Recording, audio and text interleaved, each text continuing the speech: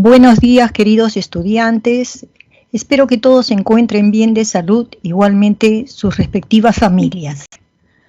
Vamos a desarrollar esta semana, la semana 4 de Geografía y de Educación Cívica.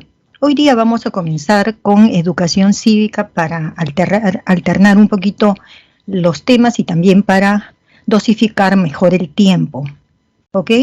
Bien, no se olviden tener allí su cuadernito de apuntes para algunos términos, algunos PPTs que de repente necesiten una mayor explicación. Ya saben que tienen a su tutor por el chat, ¿no? Las preguntas que ustedes escriban serán respondidas por el tutor respectivo, ¿ya? Lastimosamente yo no puedo responderles con la visualización del chat porque se me desconfigura el PPT. Ok, entonces comencemos. El día de hoy vamos a trabajar en educación cívica, la valoración, la conservación de lo que nosotros llamamos el patrimonio cultural y natural de la nación. Vamos a ver también qué se entiende por patrimonio mundial, porque esto también es valorado a nivel, digamos, del mundo, y también entender qué tipo de sociedad nosotros tenemos, es decir, hablaremos sobre la diversidad cultural. Bien, hablamos de patrimonio de la nación, ¿no? Cuando nos referimos, como ven ustedes en estas imágenes, ¿no? Tenemos a la izquierda, ¿no? nuestra costanera, el mar, ¿no? Una frontera muy grande de nuestro país, se vincula con el mar y va creando espacios muy atractivos, ¿no es cierto? O sea, el paisaje, ¿no? De alguna manera, ¿no? Es atractivo y es algo que nosotros pues queremos mucho. Tanto es así que este derrame de petróleo nos ha hecho sentir muy mal y bueno, estamos todavía preocupados, ¿no? De qué haríamos nosotros para revertir esta situación. Luego tenemos las instituciones. Cuando nos referimos a las instituciones, nos estamos refiriendo a organizaciones de personas, ¿sí? A las mismas personas que podrían tener un cargo, son autoridades quizás, ¿no? En fin, a toda forma de organización que se dé en nuestro país, ¿ya? A la derecha tenemos las creaciones materiales. ¿A qué nos referimos? A todo aquello que nos han dejado nuestros antepasados. Por ejemplo, aquí tenemos un sistema de antenería. Quiero decirles que debemos mantener nuestros micrófonos apagados para que no haya ninguna perturbación. Así ustedes también lo van a entender mejor, ¿sí? Bien. Luego tenemos en la parte inferior una foto de la flora, una flora que no es muy común. Esta flora se llama titanca, ¿no? O Puya raimondi, ¿no? Y es muy, muy bonita y tiene características que así en el mundo no se encuentran, ¿eh? Y luego tenemos la fauna, ¿no? Faunas que nos hace sentirnos, digamos, privilegiados en el mundo porque tenemos una gran diversidad de vidas. Bien, entonces estamos señalando que el patrimonio de la nación es todo aquello que nosotros hemos heredado, ¿no? De nuestros antepasados, si es que nos referimos a las costumbres, a las creaciones, ¿no? De generaciones anteriores, pero también podemos decir, ¿no? Que ya hemos explicado esta primera parte en geografía, ¿no? Todos los procesos geológicos, geográficos, etcétera, que han habido y que hacen que los paisajes en el Perú también sean maravillosos, ¿no es cierto? Bueno, entonces esto tiene que tener, digamos, de alguna manera, tiene ya de por sí un gran valor, ¿no? Pero este valor, ¿cómo lo manifestamos? Pues el Estado peruano, ¿no? Digamos, a través del Congreso, va formulando leyes, ¿no? Y nosotros tenemos una ley del patrimonio de la nación. ¿Para qué? Para asegurar que esto que hemos heredado sea conservado, ¿no? A través de los años para las futuras generaciones. Bien, como ven ustedes, entonces, en el patrimonio cultural, ¿no? Se entiende que un patrimonio cultural de la nación, no se olviden que la nación somos todos nosotros, todas las personas, ¿no? Que nos consideramos peruanas porque hemos nacido aquí y por otras formas que ya ustedes conocen, ¿no? Entonces, vamos a ver qué expresiones de la humanidad, ¿no?, son lo que nosotros hoy día, ¿no?, tenemos y están incorporados en la lista de los objetos materiales o inmateriales del patrimonio cultural en el Perú, ¿no? Por ejemplo, ese objeto puede ser, ¿no?, como les digo, puede ser algo material, pero puede ser algo también no material, ¿no? Por ejemplo, hay un valor que ellos tienen y el valor puede ser un valor paleontológico, ¿no? Nosotros hablamos de la paleontología cuando encontramos restos fósiles de animales o de plantas, ¿no?, de la antigüedad. Puede ser también el valor religioso que se tenga, ¿no? Digamos, puede ser, bueno, en lo religioso ustedes saben que tenemos muchos materiales dejados por las culturas preincas y que tenían un fin religioso. Y de igual manera, ¿no?, los tenemos también ya desde los tiempos coloniales.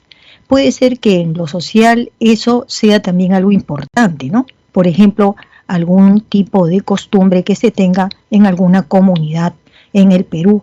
Hay veces también lo vemos por, digamos, los saberes que tienen, ¿no? Es decir, la tecnología que emplean para elaborar, no sé, pues un puente, para elaborar, como hemos visto ahora en la imagen anterior, los andenes, o podría tener digamos, un valor antropológico, es decir, ha sido hecho por el hombre, ¿no?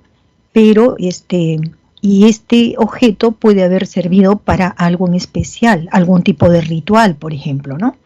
Esto se refiere a comunidades antiguas que pudieron crear también tradiciones, ¿no?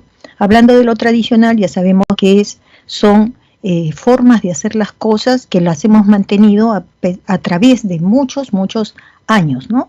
Y son difíciles y son más permanentes. Son difíciles, digamos, de dejarlos atrás, de olvidarnos de ello, ¿no? Y por otro lado, ¿no?, ya se ha hecho prácticamente una costumbre y la repetimos. También puede tener, digamos, un valor histórico, ¿no? Bueno, el valor histórico pues puede residir, ahora que hemos tenido el año del Bicentenario, puede ser el acta, ¿no?, de independencia del Perú, que nosotros la tenemos, ¿no? Puede ser un valor artístico, ¿no?, de algún artista, ¿no?, ya sea de las artes plásticas, ya sea de la escultura, de tiempos pasados, ¿no es cierto? Tenemos también en el campo militar, ¿no? Tenemos, por ejemplo, el submarino Aptao, que está en el Callao, ¿no?, y que ha participado durante muchos años en la defensa también del Perú. Tenemos también aquello que tiene un valor científico, ¿no?, porque es una novedad y porque ayuda a desarrollar la tecnología. Puede ser la arqueología, que ya sabemos, ¿no?, trata de todos los restos materiales dejados por nuestros antepasados, ¿no?, sobre todo en temas de estructuras y construcción. Tenemos también un tema etnológico, ¿no?, se refiere más hacia las etnias y sus culturas, ¿no?, tradicionales, y el aspecto arquitectónico, ¿no?, que viene a ser ya la arquitectura, es decir, la parte monumental. Bien, entonces hay una cosa que ustedes tienen que entender, ¿no?, que para que un objeto sea considerado patrimonio cultural, entonces quiere decir que no solamente es porque ya, digamos, se descubre un manto Paracas, ¿ya?, pero no sabemos, digamos, que es de Paracas, digamos, no lo sabemos. Sí, o sea, tampoco cuando lo hemos descubierto ha estado allí un arqueólogo o un historiador, tampoco, ¿sí? Sin embargo, ¿no?, todo peruano que tenga un mínimo conocimiento de su historia, de la historia del Perú, puede decir, es un manto, es tan bonito, estaba tan enterrado, que posiblemente sea de alguna cultura pre-inca. Entonces, esa sospecha, nada más esa sospecha, hace que ese objeto, aun cuando no esté todavía registrado, el Estado peruano tiene que tomar cuenta de ello. Es decir, yo no puedo decir, me la voy a apropiar, no, ¿ya? Por eso aquí, ¿no?, entonces se va a incorporar dentro de una lista de objetos del patrimonio cultural aquello donde ya previamente ha sido clasificado ese material por especialistas. Pero si todavía no está en esa fase y solamente estamos en el momento del descubrimiento, solamente la sospecha que puede ser esto algo del pasado, ya inmediatamente las autoridades tienen que tomar ese objeto, ¿no? Y llevarlo a, ¿no es cierto?, a las entidades que corresponde, ¿no?, esta clasificación, ¿ok? Por eso dice acá, puede ser que esté expresamente declarado como patrimonio cultural o sobre el que exista la presunción legal de serlo. Es decir, sospecho que este objeto es algo del pasado y que tiene un valor, ¿ya? O sea, la presunción, que quiere decir, tenemos que presumir, ¿no?, que esto no lo hemos encontrado y no pertenece a nadie, no. Ya, esto pertenece al Estado, ¿correcto? Entonces inmediatamente se convierte en propiedad pública, ¿no es cierto? O sea, es decir, el Estado toma cuenta de ello, ¿correcto? Una vez que están registrados estos materiales, les voy a decir, ¿no? Algunos de ellos están bajo la protección del Estado peruano y los tenemos, muchas de estas piezas, sobre todo las materiales móviles, las tenemos en los museos. Sin embargo, les quiero decir a ustedes que también hay museos privados. Los museos privados que hay en el Perú tienen objetos que son del patrimonio cultural. Lo tienen para exhibirlos, los tienen para cuidarlos, pero ellos no pueden, digamos, hacer cualquier cosa con ese objeto que tienen dentro de su propio museo. Ellos están colaborando. Ya la visita de los turistas seguramente es ganancia para ellos, ¿no? Pero, en fin, hay también allí, digamos, como que una inclinación de estas entidades privadas a conservar ese material, ¿sí? Es decir, podemos encontrar museos públicos, nacionales, y podemos encontrar museos privados, pero lo que allí se contiene, ¿no?, son piezas del patrimonio cultural y por lo tanto nadie se lo puede apropiar de manera individual. Categorías del patrimonio cultural son muy fáciles de aprender. Tenemos las imágenes que ya, ¿no?, nos podemos dar idea de cómo se clasifica, ¿de acuerdo? Por ejemplo, vamos a hablar del patrimonio material inmueble, como por ejemplo las manos cruzadas de Cotoche. Estos están ubicados, ¿no?, en el templo de Cotoche y, obvio, como es parte de una pared del templo, ¿no?, ese templo con las manos cruzadas no puede moverse, ¿de acuerdo? No se mueve. Entonces todo el templo, todo ese templo, al no moverse, entonces claro, es algo material, pero inmueble porque no se puede mover. Inmueble significa no lo podemos trasladar y mover como trasladaríamos, por ejemplo, el manto de Paracas. El manto de Paracas sí, muchas veces viaja a través del mundo con representantes peruanos para enseñar al mundo entero, ¿no?, las riquezas que nosotros tenemos dentro del patrimonio cultural. Patrimonio material mueble. Como ven ustedes, incluye, ¿no es cierto?, aquí todos los bienes culturales que pueden trasladarse de un lugar a otro, ¿no? Es decir, son objetos como por ejemplo pinturas, pueden ser piezas de cerámica, pueden ser libros, pueden ser actas, pueden ser muebles en general. Un ejemplo, la tenemos a la derecha, es El arquero de la muerte, autor Baltasar Gavilán, y es una escultura. Luego tenemos el patrimonio inmaterial. Inmaterial quiere decir que ya no es material, a diferencia de las dos anteriores. También se le llama cultura viva. Y ya ustedes están viendo en la figura de la derecha, tenemos, ¿no?, a bailarinas y bailarines que están bailando, me parece por el vestido, un guaylas, ¿no? Un baile típico de la región andina central de nuestro país, el guaylas en el centro del Perú. A eso nosotros le llamamos cultura viva. Quiere decir que este baile tiene una representación de las costumbres que caracterizan a las poblaciones que están en la región central y andina de nuestro país, ¿ya? Bien, eso entonces tenemos algunas de estas. En este patrimonio también, digamos, que llamamos inmaterial, nosotros también ahí tenemos, no solamente son bailes por si acaso, ¿no? Puede ser ahí también algún conocimiento sobre alguna planta medicinal o tradicional, ¿no? Puede ser también leyendas, ¿no? Creencias que tienen las personas, las comunidades, y nos cuentan pues sus leyendas, ¿no? Puede ser también actualmente las comidas tradicionales, ¿no? De cada región, ¿no? Lo que nosotros llamamos la gastronomía. Podrían ser también, bueno, de repente tienen una técnica de cómo construyen ellos algo, ¿no? Y también pueden ser artefactos que son también tradicionales, ¿no? Y que pueden convertirse esos artefactos también en, digamos, patrimonio inmaterial, ¿ok? Bien, entonces vamos a seguir con las clasificaciones. También tenemos patrimonio documental, que como su nombre lo dice, pueden ser documentos, ¿no? Estos documentos pueden ser pues impresos sobre papel, ¿no? Sobre cualquier tipo pues ¿no? de material, ¿no? Y han utilizado también, aquí también va a entrar hoy en día, como tenemos otros sistemas, ¿no? Para informarnos de algunas, digamos, algunas notas, cosas que sucedieron en el pasado. Hoy día las tecnologías estas digitales también se entienden como patrimonio documental, ¿no? Bien, luego tenemos, por ejemplo, a la derecha tenemos, ¿no? Son pinturas grabadas, pueden ser digitales o pueden ser audiovisuales, ¿no? O pueden estar grabadas inclusive en paredes, ¿no? Entonces, esto es un patrimonio documental porque nos está informando de algo del pasado, ya sea de manera escrita o ya sea con imágenes también.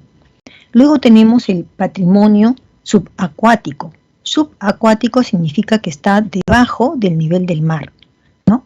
Es decir, está en las profundidades de los mares, ¿no? Aquellos bienes que tienen una gran importancia por los años como ese objeto ha permanecido bajo el agua. Se calcula que ese objeto debe por lo menos haber estado unos 50 años, es decir, medio siglo allí abajo, ¿no? A la derecha ven ustedes las fotos de un buceador donde he encontrado piezas, ¿no? Piezas de cerámicas, ¿no? Entonces, puede ser también no solamente piezas de cerámica que pueden haber llegado, aunque yo creo que se hubieran roto, ¿no? Pero aquí están como acomodadas. Bueno, pueden ser otros objetos, ¿no? Puede ser la embarcación, por ejemplo, de estos barcos que venían muy frecuentemente, ¿no? Al puerto del Callao. Esta es una embarcación del siglo XVII en la caleta de Coalaque y esto queda en Arequipa. Luego tenemos también el patrimonio industrial. El patrimonio industrial se refiere a todos los bienes, muebles o inmuebles, y ustedes están viendo a la derecha, por ejemplo, es la locomotora, ¿no? De un tren. Esta locomotora era antes, ¿no? Una locomotora a vapor. Esta se ubica en Tacna, ¿no? Porque existía, pues, de Tacna hasta Arica había antes un ferrocarril. Entonces, esas vías ferroviarias, como también la máquina en sí misma, ¿no? Vienen a ser, ¿no? Patrimonio nacional.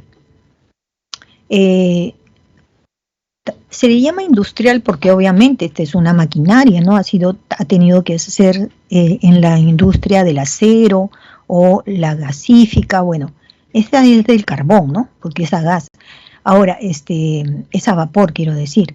Pero también podría ser aquí, ¿no? Podríamos considerar, por ejemplo, la primera vez que se construye una máquina de rayos X, que llegó a nuestro país inclusive, ¿no? Con, digamos, algunas personas prestigiosas, ¿no? También puede ser el primer ascensor que está instalado en el edificio RIMAC aquí en Lima. En fin, pueden ser cosas como esas que hay veces se quedan porque es parte de la identidad. Por ejemplo, no está en nuestras separatas, tampoco en este PPT, pero ustedes saben que una de las industrias más importantes de cerveza que hay, ¿no? En Lima y Callao es la Cristal.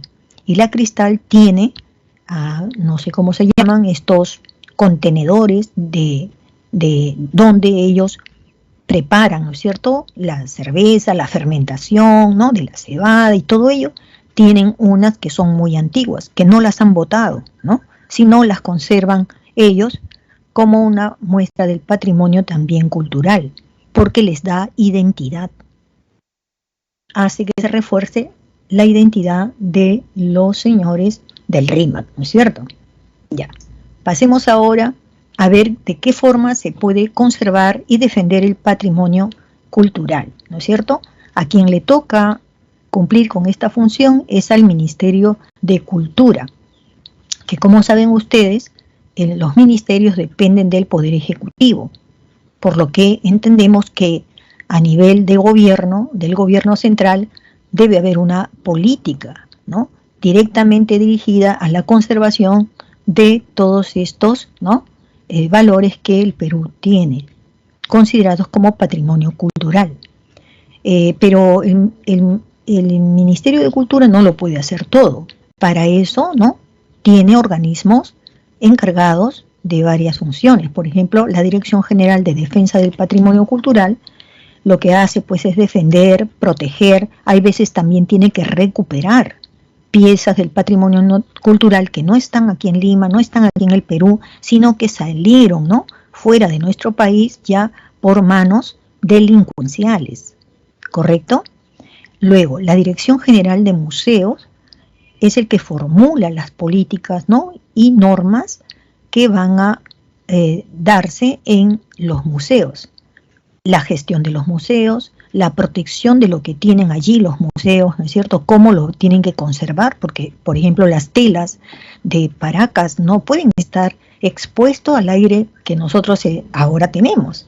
No, ellos tienen que estar en lugares con una debida temperatura, casi 0,0 de humedad, porque si no la humedad, pues terminaría con estos tejidos. Si por algo se han conservado es porque estuvieron enterrados, ¿no?, a profundidad debajo de la arena, donde no había humedad. El Archivo General de la Nación es el que se encarga de resguardar, ¿no?, todo tipo de documentos y archivos a partir del siglo XVI hasta el momento, porque no podemos decir de antes, porque antes no teníamos la escritura, ¿no es cierto?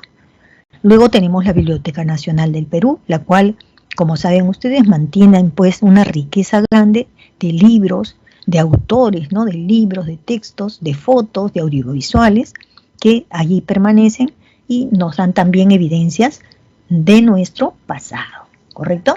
Bien, el patrimonio mundial. Hay un patrimonio mundial también, digamos, de estos tipos de materiales, ¿no?, de bienes de los países. El conjunto de bienes culturales y naturales que nosotros hemos heredado de nuestros antepasados, no se olviden que nos permite conocer nuestra historia, nuestras costumbres, sentirnos identificados, ¿no es cierto?, que es muy importante. Al sentirnos identificados, que somos peruanos, que esta es nuestra historia y no la negamos, que nos sentimos orgullosos, ¿no?, de muchas cosas buenas que se han dado, ¿no? Entonces, todo ello, digamos, contribuye a que nosotros nos respetemos, inclusive nosotras las personas, ¿no? Porque tenemos, digamos, muchos vínculos que son comunes. No tendríamos por qué discriminarnos unos con otros, ¿no? Este patrimonio mundial, entonces, ustedes pueden inferir, ¿no?, que es la base, ¿no?, sobre la cual la humanidad puede construir su memoria colectiva. Miren, todos ustedes tienen una memoria y esa memoria seguramente ustedes muchas veces la recuerdan porque son gratos momentos con la familia, ¿correcto? Cuando uno tiene esos sentimientos, ¿no?, del pasado, donde tiene una memoria de su familia, quiere más a la familia del presente, ¿no? Entonces, imagínense que esto suceda no en una familia, sino que suceda esto en todo un país, que suceda este sentimiento en todo un continente y que suceda esto también a nivel global, a nivel de todo el mundo. El mundo sería maravilloso. Por eso decimos, ¿no?, conservar el patrimonio mundial nos permite a nosotros conservar también nuestra memoria colectiva y afirma nuestra identidad. La Organización de las Naciones Unidas y la UNESCO han determinado patrimonios de la humanidad. No quiere decir que la humanidad, ¿no? Se apropie de esto que no le pertenece, obviamente, ¿no? Sino esto es una cosa simbólica que todo el mundo, digamos, lo aprecia, ¿no? Por ejemplo, también la UNESCO, ustedes dirán que gana con esto, ¿no? Gana que los pueblos se hermanen, los pueblos se entiendan, que haya interacción entre los diversos pueblos del mundo, ¿correcto? Y entonces, como quiere que esto se cuide en cada país, cuando un país como el Perú recibe, digamos, alguno de sus paisajes, algún elemento de nuestro patrimonio nacional, lo consideren patrimonio, ¿no? Del mundo, patrimonio de la humanidad, eso permite que la ONU con la UNESCO den un presupuesto a las ciudades y sitios designados donde hay, digamos, un patrimonio de la humanidad. Le dan un presupuesto es dinero, ¿no? ¿Para qué? Para que pueda cuidar y preservar eso que es patrimonio de la humanidad, ¿ya? Si es que acaso el Estado o esa ciudad, no protege esto que ha sido declarado a nivel mundial patrimonio de la humanidad, entonces la UNESCO le retira ese presupuesto. ¿Nos conviene? No nos conviene, ¿no? Porque ya con eso es un presupuesto donde ya pues la autoridad local se encargará verdaderamente de proteger ese lugar y que nosotros podamos verlo en cualquier momento, ¿no? Por eso en el último párrafo dice, un bien puede ser excluido de la lista, nos excluyen a nosotros de la lista si es que acaso se comienza a deteriorar, ¿no? O a perder las características que tenía ese objeto cuando fue declarado patrimonio, ¿no? de la humanidad. Entonces, nos conviene en realidad que la ONU a través de la UNESCO nos apoye con presupuestos. Tipos de patrimonio mundial que la UNESCO determina. Por ejemplo, ellos pueden determinar patrimonio cultural material, por ejemplo, ya lo han declarado a quienes, que tenemos acá, a las líneas de Nazca o geoglifos de Nazca y también de Palpa. Así lo declararon en 1994, miren ustedes cuántos años ya, ¿no? Y no solamente se están conservando, sino además se están descubriendo nuevas imágenes, ¿no? Patrimonio cultural inmaterial, por ejemplo, un baile. Esto fue declarado para Uruguay, ese baile, como ven ustedes, es el tango, ¿no? Que caracteriza tanto a Uruguay como a Argentina y fue declarado Patrimonio Mundial el 2009. Patrimonio natural, ya aquí vemos paisajes, ¿no? Como las cataratas del Iguazú, qué hermosas que son. Y se ve en dos países, ¿no? En Argentina, en Brasil, están inscritas como patrimonio natural y fue declarado en los años 1984 y 1986. Hermosos paisajes naturales. Patrimonio mixto. ¿Cuándo se llamará mixto? Cuando tienen de natural y tienen también de cultural. Por ejemplo, los monasterios de Meteoreas en Grecia fue declarado patrimonio mixto en 1988. Porque, como ven ustedes, hay allí una especie de castillos, ¿no? De casas muy antiguas, construidas y mezcladas con la propia naturaleza que viene a ser esta montaña. Eso es un paisaje, ¿no? Y la gente hace casas, pero elevándose sobre justamente estas piedras, ¿no? ¿Ok? Entonces, esto es un patrimonio mixto, cultural y natural. Pasemos a hablar de otro asunto, que en este caso es acerca de la diversidad cultural. Bien. Diversidad, ¿no? Entendemos que es una gran variedad de algo, ¿no es cierto? Esta vez no vamos a hablar de la diversidad natural, porque ya hemos tocado algunos puntos sobre la vida y vamos a seguir tocándolos también cuando veamos ecorregiones. Esta vez estamos hablando de la diversidad, pero cultural. ya saben que lo cultural implica ¿qué cosa? Lo cultural, todo lo que el hombre ha podido crear, ¿no? Es decir, ha creado normas, ha creado leyes, ha creado objetos, herramientas, sus casas, ¿no? Sus armas, las ha creado. Ha escrito, ha creado también, ¿no? Ha escrito obras, poesías, canciones, ¿no? Todo lo que crea el hombre, ¿no? Está dentro del campo cultural. Y si decimos nosotros diversidad cultural, entonces, ¿qué quiere decir? La multiplicidad de formas. Ya decimos multiplicidad porque simultáneamente en el mundo donde se han expandido, ¿no?, los hombres y las mujeres, hay cultura. Entonces, cuando hablamos ya a nivel mundial o a nivel del Perú, hablamos de multiplicidad de formas, cómo esas personas se expresan. ¿Cómo se expresan las personas? Se expresan a través de sus bailes, sus cantos, sus poesías, sus creencias, ¿sí? A partir de todo eso, ¿correcto? Y eso lo van transmitiendo luego de generación en generación.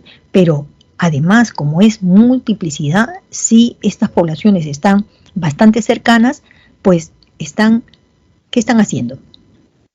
Se expande estas creencias, se van aprendiendo con el tiempo entre ellos, ¿no es cierto?, entre grupos y sociedades, pero también dentro de cada grupo. O sea, no es entre dos grupos o sociedades, sino también dentro de cada uno de ellos, las personas se van integrando, van aprendiendo unos de los otros.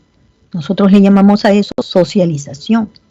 La diversidad cultural, esto de ser diversos en nuestras culturas, ¿sí?, es reconocida por la UNESCO como patrimonio cultural de la humanidad. ¿Por qué? Porque se entiende que es una fuente de desarrollo. Eso es muy importante entenderlo así. Miren que este concepto no va exclusivamente para el Perú, esto va para todo el mundo, pero sí tenemos que ser claros, ¿no? Ustedes ya conocen las principales civilizaciones antiguas, ¿no?, que incluso simultáneamente inventaron lo que, ¿no?, nosotros conocemos hoy día como agricultura. Y dentro de esas pocas civilizaciones, grandes civilizaciones, pues está el Perú. Ya hay que ser ahí concretos. Bueno, ¿cuántos serán? Pues no pasan de 8, ¿no? De 8 grandes civilizaciones en el mundo de la antigüedad. Ya, entonces, obviamente que el Perú tenía que estar aquí también, ¿no? Entonces, son las distintas formas, pues, de expresarnos, ¿no?, como se señala en esta diapositiva. Para conocer un poquito más desde el interior de nuestro país, ¿no?, donde tenemos estas diversidades, ¿no?, tenemos, por ejemplo, en el campo de la diversidad étnica, ¿no? ¿Qué cosa es esta diversidad étnica? Es justamente esta multiplicidad de grupos étnicos que hay en el país, ¿no? Grupos étnicos nos referimos a que entre sus miembros hay expresiones de cultura, que todas esas expresiones son expresiones peruanas. Pero este grupo étnico, por ejemplo, los afrodescendientes, ¿no? ¿Quiénes son los afrodescendientes? Son aquellas personas que tienen, digamos, descendencia desde los primeros pobladores africanos que llegaron aquí al Perú, ¿no? El Perú tiene, digamos, descendientes, entonces, de esos, porque vienen del África, vinieron los primeros del África, entonces, por eso lo decimos afro, ¿no? Peruanos, ¿no? Eso es importante, porque ellos han conservado, digamos, tradiciones hasta el día de hoy, desde que llegaron. Así es.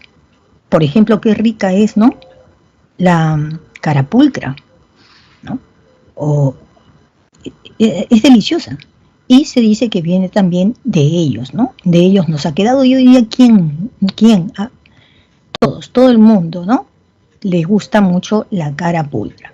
Bien, entonces, estos están organizados en comunidades ya sean nativas o podrían ser comunidades campesinas, ¿no?, lo que nosotros comúnmente llamamos, pues, los pueblos originarios. Y ustedes tienen aquí, ¿no?, digamos, una una dimensión, ¿no? En el Perú existen, dice, 55 pueblos indígenas u originarios, y ellos, miren, solamente estos 55 pueblos indígenas hablan 48 lenguas indígenas, de las cuales, de estas 48, miren, la mayor diversidad de lenguas existen en la Amazonía, 44. En la región andina tenemos 4. ¿Ven ustedes? Miren cómo es la situación, ¿no? Bueno, en el cuarto país, no, perdón, el Perú es el cuarto país en diversidad lingüística, el cuarto en el mundo. Es decir, hay más países que también tienen así una diversidad de lenguas, ¿no? El Perú entonces está considerado como en el cuarto lugar por tener pues muchas lenguas, ¿no? Luego, estas lenguas están distribuidas en 22 departamentos. Imagínense ustedes, más del 90%, ¿no?, del territorio del Perú se dividen allí estas diversas lenguas que se hablan, y todas son lenguas oficiales, por si acaso, ¿ah? Hace muchos años se hablaba que solamente el castellano era una lengua oficial, pero hoy en día todas las lenguas que se hablan en Perú, todas son oficiales. Hablemos un poquito de las comunidades nativas, ¿ya? Estas son las que se van a ubicar en las zonas de la Amazonía. Ellos tienen sus propias organizaciones, ¿no? Han conservado mucho sus costumbres, ¿no? Como ya hemos visto, tienen una diversidad de lenguas dependiendo de quién estamos hablando, ¿no es cierto? Y ellas existen, ¿no? ¿Cuántas son? Se calcula, ¿no? 1.786 comunidades nativas, y de ellas están distribuidas pues en toda esta zona. Las comunidades nativas, además, ¿no?, están constituidas, como vemos ahí en la foto, por familias, ¿no?, que se visten de una manera, ¿no?, diferente quizás, ¿no? Ellos no se sienten diferentes, ¿no?, pero obviamente ellos hacen sus vestidos, tienen sus costumbres, y me encanta porque miren ustedes, aprovechan muchas fibras vegetales para sus vestidos, pero también para sus materiales. Miren, tiene a la derecha, tiene como una bolsa, un cesto, tejido, ¿no?, de fibras vegetales, y luego la señora de la izquierda tiene un tazón, seguramente es también parte de una cerámica, ¿no?, en este caso, ¿ya? Bueno, estas comunidades entonces forman familias vinculadas muchas veces por el idioma que están hablando, ¿no?, y por las características y costumbres que ellos tienen. Las etnias que con mayor población son estas: las Ashaninka, que se van ubicando, si ustedes se dan cuenta por el nombre de los departamentos, se están ubicando en la región andina, ¿no?, en la región selva de los departamentos Junín, Cusco, Ayacucho, Apurímac, Pasco, Ucayali y Huánuco. Es decir, se concentran básicamente en lo que va a ser el centro con Junín, ¿no?, el Cusco, que está un poco más hacia el oriente, ¿no es cierto? Luego tenemos los Ahuajún, que se ubican prácticamente en el norte. Los Ahuajún están en Amazonas, Cajamarca, San Martín y Loreto, siempre selva. Y los Shipibo-Conibos están distribuidos un poco más dispersos, ¿no? Están en Huánuco, en Loreto, en Madre de Dios, quiere decir que abarca la selva, ¿no es cierto?, que se encuentra a menor latitud. ¿Ok? Luego está Ucayali, también tenemos una comunidad, ¿no?, descendientes de Shipibo-Conibos aquí en Lima. Ellos ya han venido por migraciones, ¿no? Ahora, vamos a hablar de las comunidades que viven en la región andina. Nosotros comúnmente les llamamos comunidades campesinas. Se están ubicando ellas, ¿no?, digamos, en la zona de la región andina. Muchos de ellos, muchas familias se dedican, ¿no?, obviamente a cultivar sus tierras en comunidad, ¿no?, en comunidad. ¿Qué cantidad de comunidades campesinas tenemos? 6.682 distribuidas, pues, especialmente en nuestra sierra, ¿no? Bien, son las que han experimentado un fuerte deterioro en su identidad étnica. ¿A qué se refiere con esto, no? Bueno, estas son comunidades que por estar, digamos, muy vinculados con el occidente, es decir, las ciudades de la costa, ustedes verán que la costa es atractiva para la población. Cuando nosotros tenemos comunidades campesinas, y estas comunidades campesinas no tienen colegios, no tienen hospitales, no tienen tecnologías, ¿no?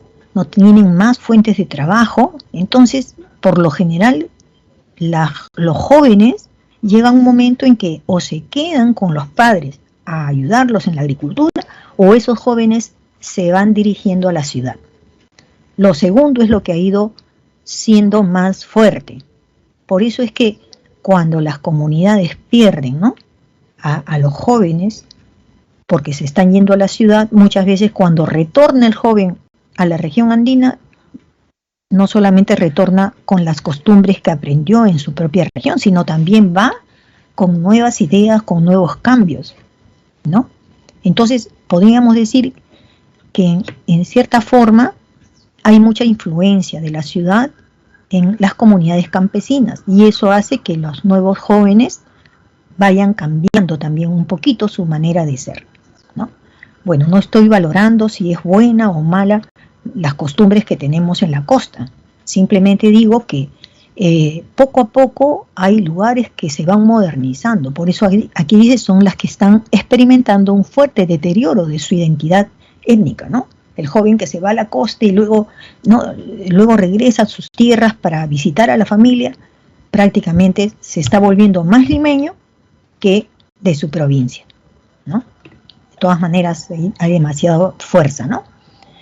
Bueno, entonces ellos lo bueno que tienen en sus costumbres es que ellos han conservado todos estos principios, ¿no?, que tenían los incas, el aini, ¿no?, la minca, ¿no?, la mita, todo esto lo han conservado, y todos esos trabajos son colectivos, ¿no?, son colectivos, entonces se ayudan entre ellos, en comunidad. Eso es lo bueno, siempre la solidaridad, el trabajo común, pues obviamente que no será mejor. Es mejor que vivir solo y no saber qué hacer. La diversidad lingüística, miren aquí, el Perú tiene 48 lenguas originarias. 4 son de la región andina. ¿Cuáles son? El quechua, el aymara, el jácaro y el cauqui, ¿no? Y luego tenemos 44 lenguas que ya pertenecen a la región de la selva. ¿Se dan cuenta? ¿Ya? Y bueno, en el censo que se tomó el año 2017, se pudo, ¿no?, obtener una cifra, digamos, más real, ¿no? Miren ustedes, más de 4 millones de personas de 5 a más años hablan lenguas indígenas, ¿no? Imagínense ustedes, más de 4 millones de personas. Bueno, ya nada más esa cifra nos hace pensar, ¿no?, en que no es justo que para esos 4 millones y más de personas no existan libros, novelas, poesías en su propio idioma, que sean impresas. Existen, pero es muy limitado. ¿Se han hecho esfuerzos? Sí, se han hecho esfuerzos desde el Ministerio de Educación para publicar los libros en las lenguas originarias, ¿no? Hay ya algunas que se han hecho así, pero no es suficiente. Son más de 4 millones, ¿no?, de personas que necesitan también leer en su propio idioma. Lenguas andinas más habladas por habitantes es obviamente el quechua, ¿no? Es decir, sí hay libros en quechua actualmente, radios, ahora tenemos en la televisión también, han habido, ¿no? Han habido temas, han habido digamos, medios que han ido avanzando este tema, ¿no? Luego también ya menos de medio millón hablan aymara. ¿Ustedes saben lo que sucede cuando una lengua deja de hablarse? Imagínense todas las historias, todas las leyendas, toda la ciencia que ellos tienen por sus espacios, sus elementos naturales, sus experiencias. ¿Qué tal si deja ya de hablarse el quechua o el aymara? ¿Cuánta información perdemos? ¿Se dan cuenta? Por eso no debe perderse ninguna lengua, porque al perderse una lengua, perdemos toda su historia. Toda su historia. Tenemos que conservarla, porque eso da identidad a la población. No se olviden de eso, ¿ya? Luego tenemos lenguas amazónicas, las más habladas por habitantes son el Ayáninca, el Aguajún, Aguaruna, el Shipibo Conibo, el Shawi y otros. Por ejemplo, en la Facultad de Educación me acuerdo mucho de una alumna que hemos tenido, ¿no? Ya ella es profesora, ya egresó, fue mi alumna, ya egresó hace más o menos unos 10 o 12 años, y sí tengo noticias de que ella es ya una autoridad en el colegio donde ella está. Tuvo la oportunidad de estudiar con nosotros aquí en la Facultad de Educación y ella venía de Aguajún. Le dijimos, ¿y ahora te quedarás en Lima? Nunca, dijo. Yo debo regresar a mi comunidad, porque esa es mi promesa que hice. Y ella regresó a su comunidad y hoy día es una autoridad. Bien, en San Juan del Lurigancho, dice, es el distrito con mayor cantidad de quechua hablantes del país. ¡Wow! ¡Qué oportunidad! ¡Qué gran oportunidad tiene el alcalde de San Juan del Lurigancho de tener todo un distrito que es el distrito, me parece, más grande, ¿no?, de Lima, y que todos sean bilingües? Por ejemplo, que hablen muy bien el español, pero que además hablen muy bien el quechua, porque tiene ahí mucha población que no, que es procedente y habla quechua. Sería bueno, ¿no? Bien. Entonces, ¿qué estamos aprendiendo? Que tiene que haber un respeto, ¿no?, a la diversidad cultural, ¿no? La Declaración Universal de la UNESCO y la UNESCO, sobre la diversidad cultural señala que significa esto, reconocer la diversidad cultural, ¿no?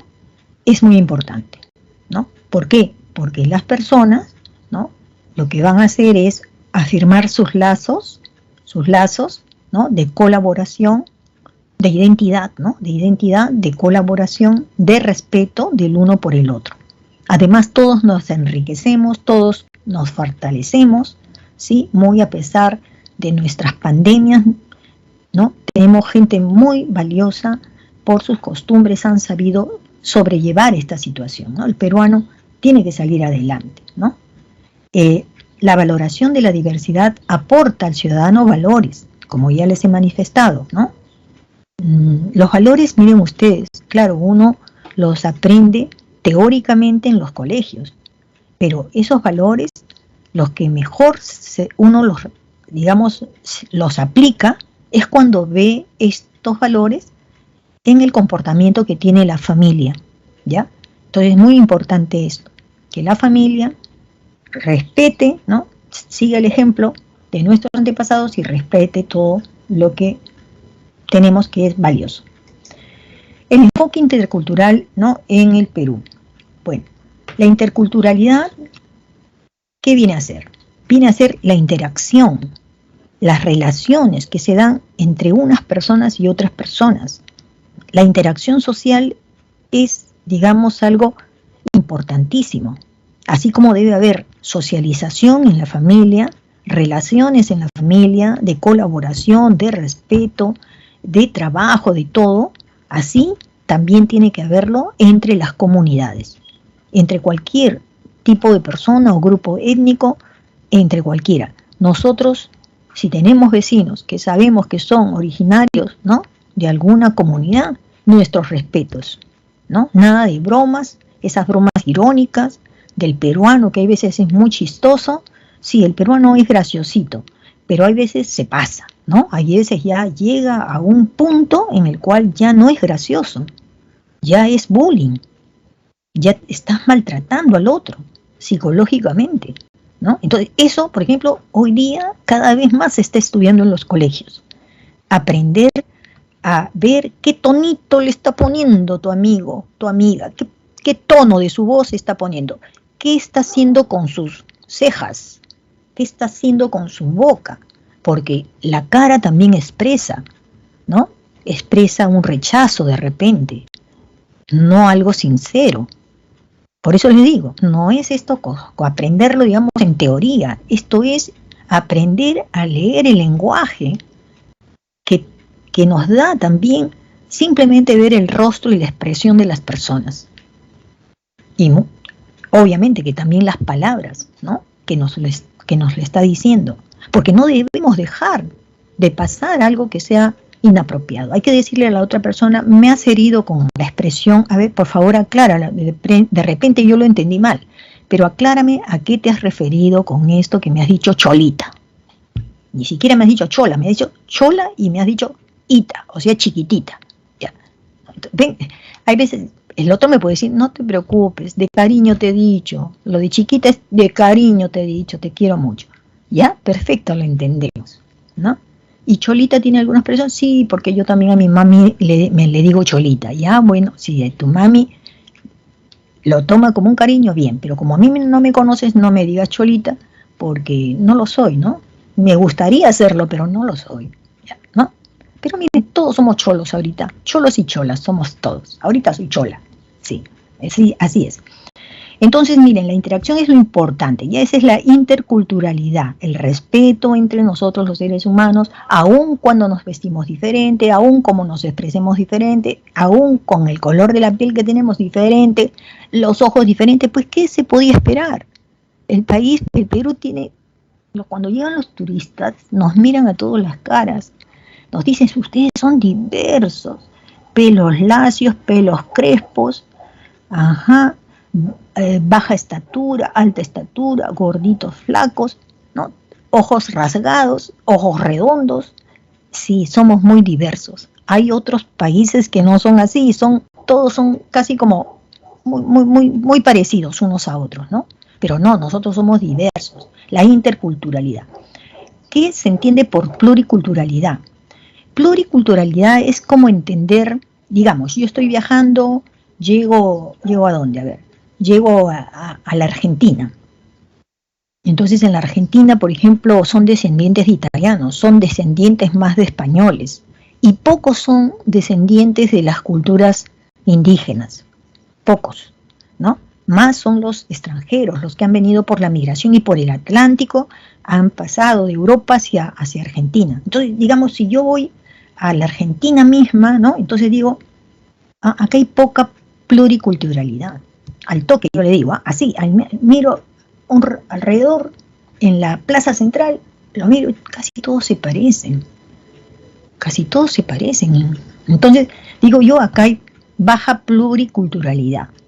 Pero cuando un argentino viene a nuestro país y nos ve tan diversos, y en ese instante él dice, aquí hay bastante pluriculturalidad, me estoy dando cuenta de eso. Al toque me he dado cuenta de eso. Se visten diferentes, se expresan diferentes, hablan de idiomas diferentes. Al instante yo he visto que así es esta sociedad. Como ven ustedes, el término pluriculturalidad se refiere a digamos, lo real. Es decir, ¿qué cosa estás viendo en este lugar? Pluriculturalidad. Eso es lo real. Pero cuando digo interculturalidad es cuando yo ya he comprobado que entre las personas existen relaciones de unidad, intercambio entre ellos, disfrute entre ellos. Ya eso es interculturalidad. ¿Me entienden? Los dos son importantes. Nuestro país es pluricultural y al mismo tiempo es intercultural. Aunque todavía sobreviven algunos problemitas, ¿no? Vamos a resolver mejor los problemas en este instante. Miren aquí. En resumen, para ocupar nuestro tiempo, a ver, a los arqueólogos, ¿no? Encontraron unos restos funerarios y cerámicas prehispánicas. Este legado, ¿no? Que lo encontraron el año pasado, forma parte de ¿qué patrimonio cultural? ¿Cuál sería? Restos funerarios y también cerámica. Primero que nada, díganme ustedes, este legado, o sea, estos restos funerarios, ¿forman parte del patrimonio cultural de la nación, sí o no? Primero contestar, miren, todas las proposiciones empiezan por uno o por un sí. Todos dicen un sí, perfecto, pero tenemos dos sís. B dice sí y D dice sí. Vamos a leer B. Dice sí porque existe la presunción legal de que los restos hallados forman parte de nuestro patrimonio. Y leamos D. Sí, porque los restos encontrados por los investigadores serán donados al Estado. ¿Con qué nos quedamos? Con B. Es decir, no sabemos, ¿no? O sea, sospechamos que esto, ¿no? Que es, digamos, restos funerarios y cerámica, sospechamos que puede ser del pasado. Y por lo tanto, inmediatamente, eso forma parte de nuestro patrimonio. En cambio, D no puede ser. ¿Por qué? Porque los investigadores dicen, ¿no? Bueno, aquí dice porque eso va a ser donado al Estado. ¿No? ¿Quién nos va a donar? Si no hay propietarios de eso.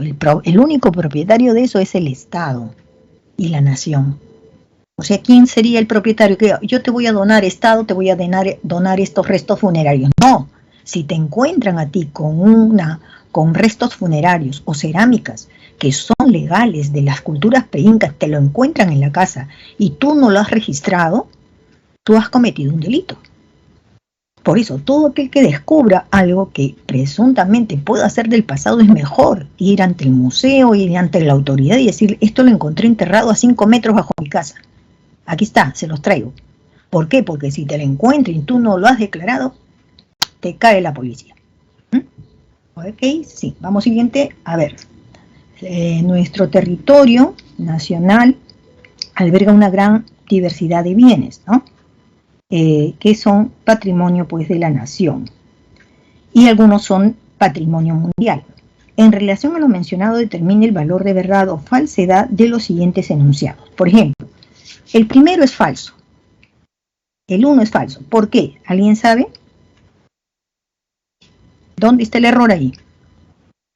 Porque dice que el santuario de la Virgen de Chapi, ¿no? Esto es en Arequipa, ¿no?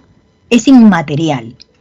No, no es inmaterial, el santuario de la Virgen es la misma Virgen, ¿no? Todo su ropaje, ¿no? Todo este sitio donde ella está cuidada, ¿no? En Chapi. Entonces esto de haberle puesto inmaterial es malo. Si hubiera puesto más bien material, ahí sí lo hacía válido. Bien, ajá. Y los otros, a ver, el cuarto, a ver, el Parque Nacional del Manu posee un valor excepcional natural y solo tiene reconocimiento nacional. No, el Parque Nacional del Manu también ha sido considerado patrimonio mundial. Está en la lista del patrimonio mundial. ¿Correcto? Esos dos son verdaderos. Esos dos que hemos mencionado son falsos, ¿no? Nos quedamos con la clave correcta en la clave D, de dado. 2 es verdadero. Miren, la técnica del tejido de Telichu para la renovación del puente, que es Huachaca, es un legado inmaterial. Sí, este puente está hecho de fibras vegetales y todos los años la población del lugar cambia ese puente. Pero el valor no está en el puente. ¿Saben qué es el valor? El valor está en la costumbre. Todos los años lo repiten y es motivo de fiestas, es motivo de mucho trabajo, porque lo tienen que desarrollar en un lapso, me parece que de un día, de pocos días lo tienen que hacer, ¿ya? ¿Por qué? Porque tienen que cambiar pues el hecho, porque si no, quien pasa por ese puente, pues se puede romper y se puede caer, y abajo hay un río, ¿no? Entonces, esto es inmaterial, porque estamos hablando de sus costumbres. Ya es una costumbre que ellos lo repitan, no lo hacen cualquier día, lo hacen en una fecha especial y todo el mundo se prepara, todos están bien organizados. Luego el 3 en romano también es verdad, el santuario histórico de Machu Picchu es categorizado como patrimonio mundial mixto. ¿Por qué? Porque ahí tenemos, ¿no?, las montañas de la ceja de selva, ¿no?, donde está justamente Machu Picchu, ¿no? Machu Picchu no está en un valle, Machu Picchu está entre las montañas. Entonces es un paisaje natural y al mismo tiempo toda esa expresión de estructuras, ¿no?, que tuvieron los incas. Tiene un valor histórico también, natural y cultural. Clave correcta, la clave D. Por Dios, hoy día les estoy dando más minutos de cívica, porque hay veces los dejo un poquito muy apurados con esto. El ejercicio número 3 habla de la interculturalidad. Entonces esta interculturalidad, pues, ¿no?, lo promueve el Ministerio de Educación, ¿no?, y A partir de esto, identifique las alternativas que contribuyan, ¿no?, con valorar, fomentar, ¿no?, digamos, la valoración de la diversidad cultural. Bueno, nos quedamos con la clave B. Es uno, porque hay que promover respeto entre las personas y los grupos étnicos. Obviamente que también hay que fomentar la tolerancia, ¿no?, con las diversas formas que se expresan las poblaciones. Y cuarto, tiene que generar todo esto una mayor cohesión, ¿no?, mayor colaboración, mayor inclusión social y la promoción de valores éticos. Pero el 2 es incorrecto, ¿no? Aceptar que es imposible entenderme con los que hablan con otra lengua, no los entiendo, ¿no? Ya no los soporto, ¿no? No es eso, no es imposible. Mírate bien a ti misma, ¿no? ¿Por qué es imposible que converses con la otra persona? Puedes aprender tantas cosas nuevas con la otra persona. Hablar otro idioma, imagínense, ¿no? Te empodera, al contrario. Aquí la clave correcta para 3 es la clave B, la clave B. Y el último es, durante la pandemia, ¿no es cierto?, en un colegio se hizo un festival de danzas regionales, claro, todo fue por la vía virtual, ya sabemos, donde los estudiantes presentaron pues todos estos, ¿no?, mostrando platos típicos de regiones. Entonces, según esta información, ¿qué característica cultural se da, ¿no?, se puede identificar en ese festival? ¿Qué se puede identificar? Yo diría que el reconocimiento de la pluriculturalidad a través de tantas manifestaciones tan diversas, ¿no?, que tiene nuestro país. ¿Correcto? Cada niño, cada joven se ha filmado ahí cocinando algún platito típico, otros se han vestido, han bailado. Qué bonito habría sido esa presentación. Todos a través de sus casas por la vía virtual. Me ha demostrado entonces que hay pluriculturalidad en este país, ¿correcto? No han interactuado entre ellos porque están separados por la distancia, ¿no? ¿Correcto? Bien, estas entonces son las claves y nos vamos a geografía.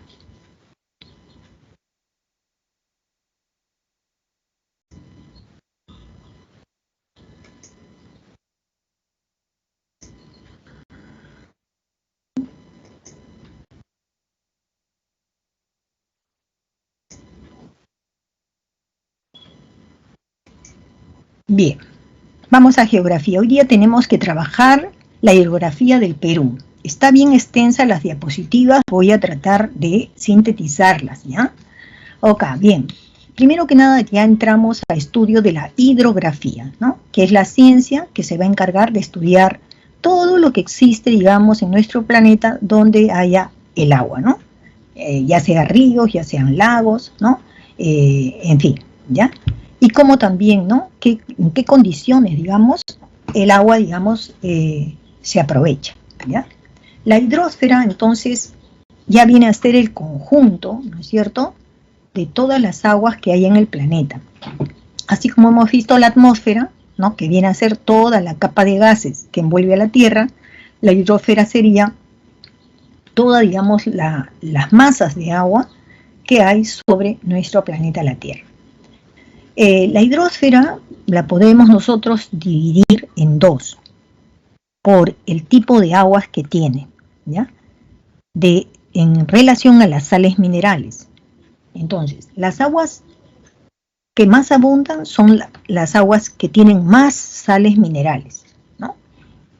El 97% prácticamente de todo el agua del mundo, la mayoría de ellos, de esas aguas, son aguas saladas, ¿ya?, porque tienen más sales minerales. En cambio, ya hay una minoría, ¿no es cierto?, de aguas que tienen menos sales, ¿no? Entonces, a estas las vamos a llamar aguas dulces, no porque de verdad sean dulces como el azúcar, ¿no? No, simplemente es porque tienen menos cantidad de sales minerales, ¿ok? Las aguas saladas están en los océanos, ¿no? En los océanos, en el Pacífico, en el Atlántico, en el Ártico, en el Antártico, ¿no?, en el Índico, están en ellos, ¿ya?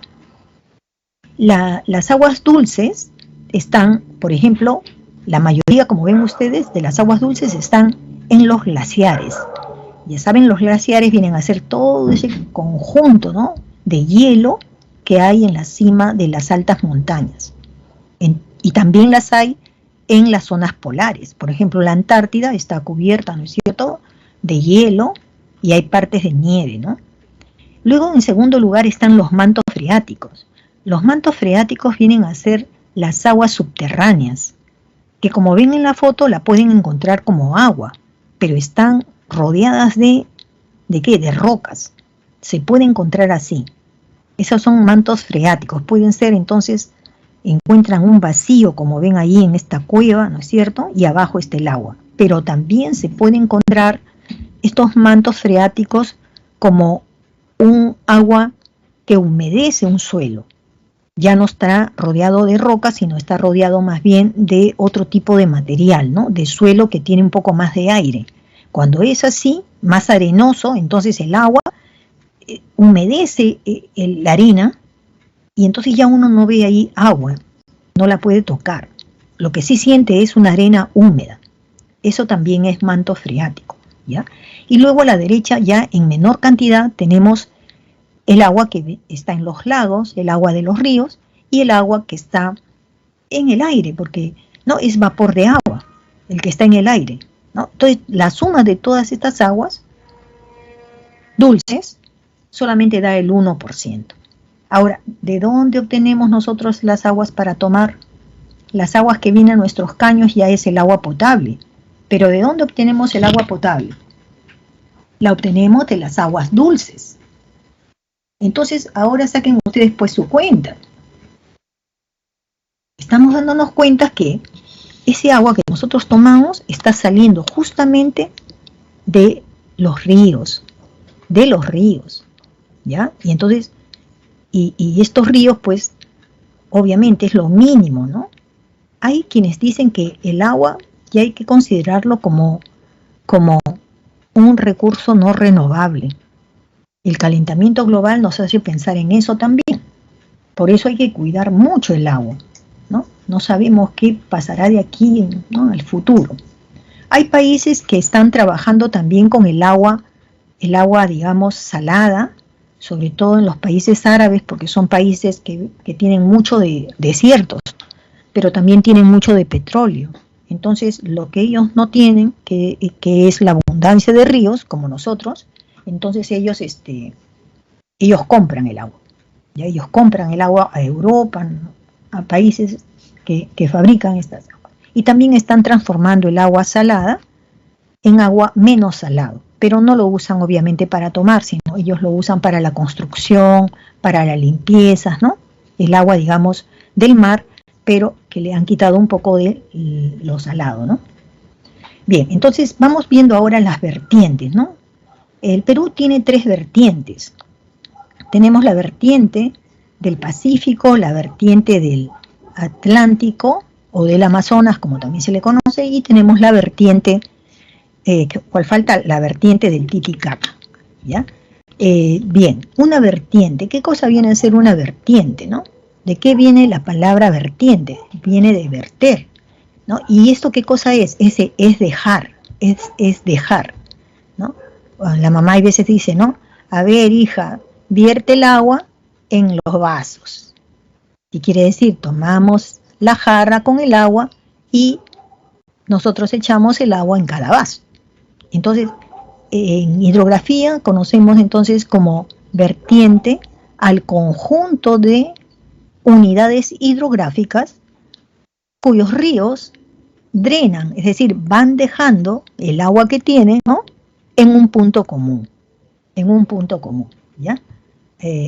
Por ejemplo, en este mapa, ¿no?, las vertientes hidrográficas del Perú son 3, como les decía.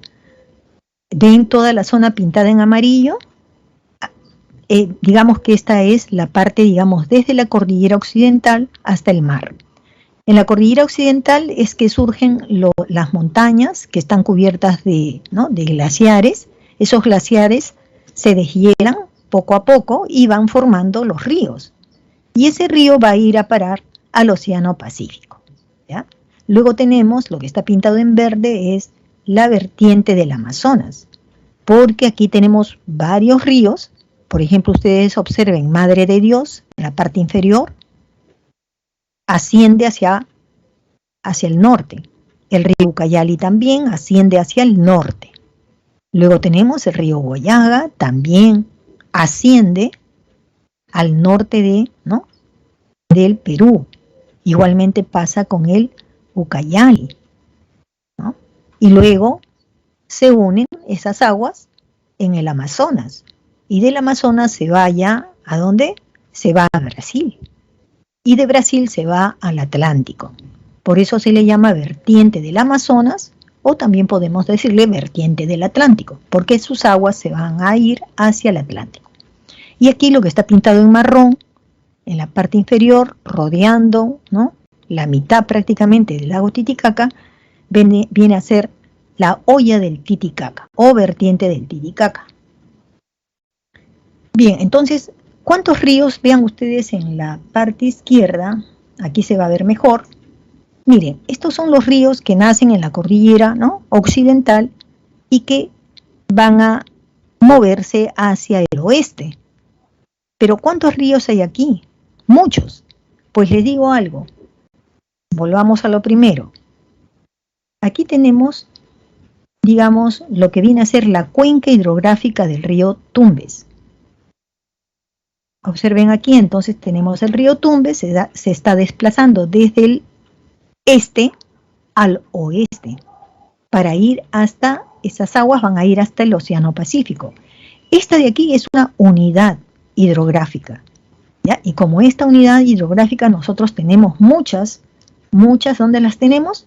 Muchas las tenemos en la vertiente del Pacífico. Por eso, vertiente, ¿qué viene a ser? La suma, ¿no?, de las unidades hidrográficas como Tumbes, como el río Chira, ¿no?, como otros ríos, ¿sí? El conjunto de ellos, que todos están coincidiendo en llevar las aguas al Pacífico, se le llama vertiente. Y si solamente hablamos de un solo río, ya esto de aquí se le llamaría solamente unidad hidrográfica de Tumbes, ¿correcto? Ahora, necesitamos nosotros trabajar los ríos, ¿no? Ya saben ustedes que el río viene a ser una corriente de agua, y esa corriente de agua se mueve. ¿De dónde a dónde se mueve? Se mueve desde donde nace el río hasta, digamos, la desembocadura, ¿no?, que viene a ser ya donde termina, digamos, el río. Entonces, si hemos dicho, aquí vean ustedes en el mapa cuenca hidrográfica de Tumbes, vean la parte oriental. Se dan cuenta que está blanco, ¿no? Un poco blanco, un poco de color. Ese blanco, piensen ustedes que vienen a ser los glaciares. Entonces, desde la región andina, los glaciares se derriten, ¿no?, poco a poco. Y entonces van formando, como ven ustedes, varios chorritos de agua. No son chorritos, está mal que yo les diga. No son chorritos, sino son corrientes de agua. Son varios, miren ustedes. Cuando se junten, aquí yo veo las primeras dos, se va a dar a este de aquí, y luego va a ser uno. Ya se debe desplazar como uno. Pregunto yo, ¿en qué parte hay más cantidad de aguas? ¿En la parte oriental o en la parte occidental? ¿Dónde hay mayor cantidad de agua? Yo diría que es en la parte oriental, en las partes altas. En las partes altas hay mayor cantidad de deshielo. Por eso allí no se va a poder navegar, ¿no? Porque en ese lugar se supone que hay alturas, hay pendientes, y el río lo que va a hacer es moverse por esa pendiente. Si las pendientes son muy empinadas, el río va a tener más velocidad, más fuerza y mayor capacidad de erosionar. No se olviden de eso. ¿Cuándo pierde su capacidad de erosionar? Cuando ya va a llegar al mar. ¿Por qué? Porque ya no tiene mayores altitudes que caer el agua, ¿no? Entonces, por ese lado va a ser, digamos, va a ser menor.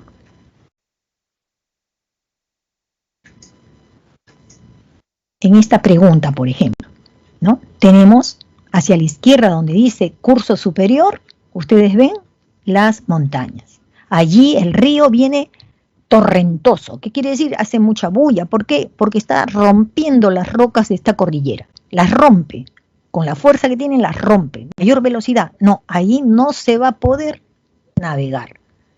Va a haber mucha erosión. Demasiada. ¿Correcto? Forma cañones por aquí. En el curso medio, bueno, se amplía un poco el cauce de ese río y va creando valles. Pero cuando ya está hacia la costa, ya no hay altitudes. Ustedes se dan cuenta aquí, ya no hay montañas, ya no hay cerros. Y el río entonces comienza a hacer estas curvas, que se le conoce con el nombre de meandros. ¿Ya? Y llega muy pacíficamente al Océano Pacífico. Miren ustedes. Correcto, entonces aquí vamos observando, dice la siguiente imagen del curso de un río, identifique los enunciados correctos que se pueden inferir de esta figura. Uno, por ejemplo, dice, el abastecimiento del agua en el curso alto, se llama curso alto o curso superior. Entonces me dice que en el curso alto o superior, allí el abastecimiento de las aguas se da por medio de las lluvias. ¿Qué creen ustedes? ¿Eso es correcto o no es correcto? ¿Es más por lluvias? ¿O cuál sería la otra causa del origen de un río? El deshielo, porque allí ya están las alturas. En la cordillera nuestra están muchos glaciares. Entonces, aquí no debía ser lluvias, debía ser aquí, ¿qué cosa? Deshielo. Entonces no voy a marcar uno. Segundo, el poder erosivo es mayor en el curso medio que en otras partes. En el curso medio ¿es torrentoso? No, es torrentoso en el curso alto. Aquí esto de las otras partes está de más, no es lo correcto. Luego tenemos la tercera. ¿Qué dice la tercera? La tercera dice, la época de vaciante también se le llama estiaje. Y les cuento algo. Estiaje o vaciante significa que en esa temporada o en esa época no llueve. No llueve. En tiempos donde sí hay muchas aguas, porque llueve, ¿cómo se le va a llamar? Crecida. Temporadas de crecidas, cuando hay agua. Temporadas de estiaje, cuando hay menos agua. ¿Ya? Entonces aquí nos dice, la época de vaciante es más notoria, se notan más las aguas en el curso superior del río. ¿Qué dicen ustedes? En la época de estiaje o vaciante es donde los ríos conducen menos volumen de agua, ¿no? Y ahí en ese mismo, ¿no? Digamos allí, al revés lo está diciendo, ¿no? Es como que si tuviera más, ¿no? Como si tuviera más y no es cierto. No es cierto. La época de vaciante es más notoria, sobre todo en el curso donde superior, dice ahí, no. Donde se nota más que falta el agua va a ser en el curso inferior. Es ahí donde se va a notar. Arriba no, porque arriba puede haber deshielo. Pero como no hay lluvias en el camino, entonces donde vas a notar que tiene menos caudal ese río es justamente cuando ya estás en el curso bajo. ¿Ok? O inferior, que también se le dice. ¿Ya? Y entonces nos queda que es correcto solamente la 4. Su curso bajo es sinuoso. Sinuoso quiere decir que hace zigzag. Hace esas curvas, meandros que hemos notado allí, ¿no? La única respuesta entonces es cuarto en romano, o sea, la clave B. La clave B. Bien, entonces, naciente, ya saben, puede ser en las partes altas por el deshielo, puede ser por las lluvias, puede ser porque el deshielo primero forma un lago y después del lago forma un río. La desembocadura viene a ser ya el final de un río, cuando llega a su desembocadura. Hay veces llega formando un delta, cuando se abren varias ramas, o puede formar un estuario, cuando llega siendo un solo río, y cuando llega al mar, se abre ese río, se abre como la forma de un embudo. No hay más ramas. ¿Ya? El curso de un río viene a ser todo el recorrido del río, todo el recorrido que tiene el río desde que nace hasta que llega a la desembocadura. Como han visto ustedes, hay 3 cursos, ¿no? El curso superior, el curso medio y el curso inferior. El caudal viene a ser la cantidad de aguas que trae el río. El cauce viene a ser la cavidad por donde pasa este río. Hay veces hay unos cauces que son muy anchos y otros cauces que son poco anchos. Hay algunos cauces que son profundos y hay otros menos profundos. Y llamamos régimen de un río cuando el río varía su caudal a lo largo del año. Por ejemplo, aquí en Lima notamos que durante los meses de verano el régimen del río, o mejor dicho, el volumen del caudal en verano crece, es mayor.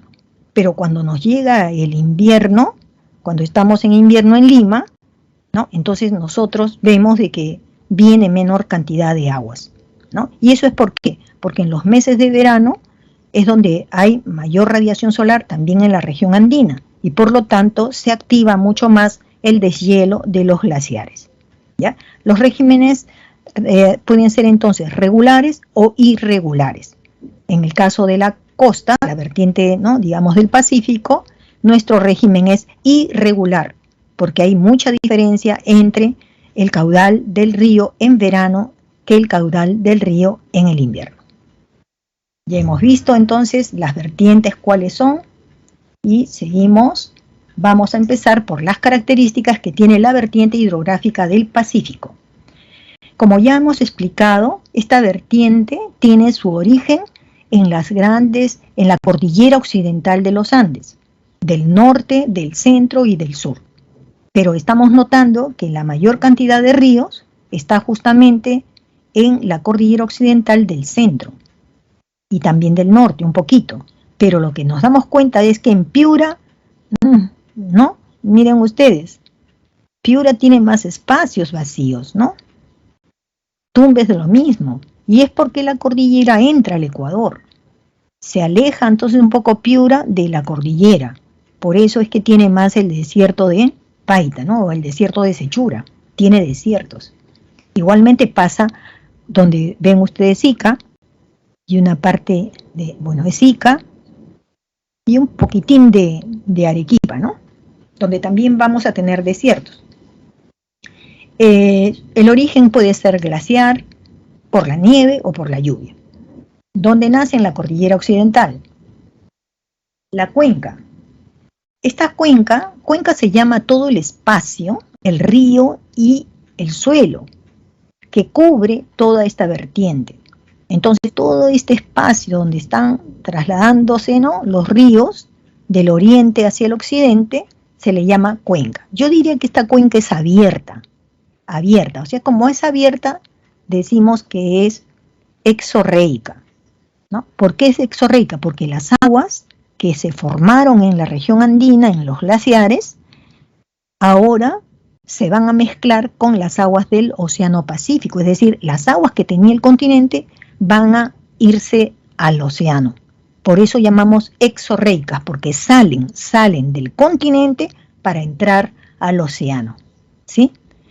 La mayoría de ellas es exorreica. Ahora, hay algunas de ellas, de estos ríos, que son arreicas. Se llama arreico cuando el río, cuando nace, se le puede ver. Mientras se va desplazando, puede entrar a la costa, y si la costa tiene arenas, ese poco de agua puede filtrarse en la arena.